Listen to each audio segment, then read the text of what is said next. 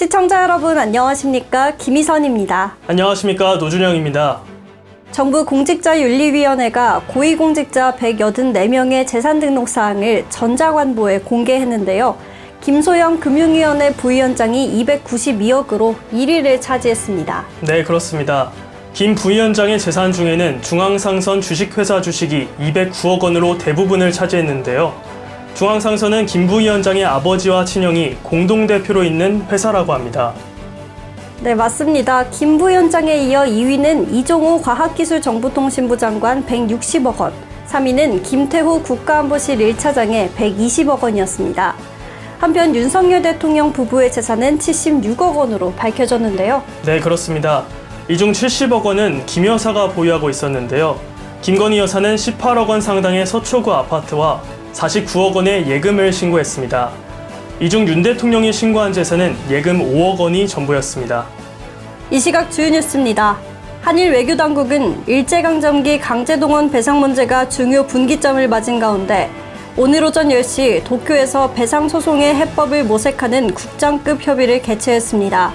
이상열 외교부 아시아태평양 국장과 후나코시 다케이로 일본 외무성 아시아대양주 국장이 참석해 한일 관계를 전반적으로 논의하면서도 특히 강제동원 문제를 집중 협의한 것으로 알려졌습니다. 윤석열 대통령의 부인 김건희 여사의 허위 경력 의혹을 수사해온 경찰이 사건을 검찰에 넘기지 않기로 방침을 정한 것으로 전해졌습니다. 경찰에 따르면 업무방해 사문서 위조는 공소시효 7년이 지나 공소권이 없으며 사기 혐의 또한 성립되지 않는다고 판단한 것으로 알려졌습니다. 어제 국민의힘 만찬회에 강연자로 초청된 이지성 작가가 당의 젊고 아름다운 여성의 이미지가 필요하다고 조언하며 배현진, 나경원 의원, 영부인인 김건희 여사는 부족하다는 부적절한 발언을 했습니다. 이에 배현진, 나경원 의원은 SNS에 불쾌감을 드러냈고 이 작가의 부인인 미녀 당구 선수 차유람 씨는 남편의 발언에 사과문을 올렸습니다. 서울 수도권 아파트 매매 수급 지수는 82.9로 3년 1개월 만에 최저를 기록했습니다. 서울 5대 권역의 지수가 모두 지난주보다 하락한 가운데 가장 높은 수준을 유지하던 강남 4구도 89.4를 기록하며 90선이 무너졌습니다.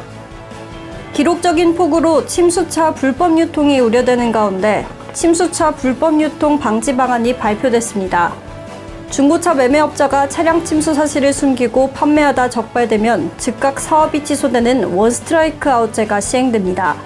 여기에 차량을 판매한 판매원은 3년간 해당 업종에서 퇴출됩니다.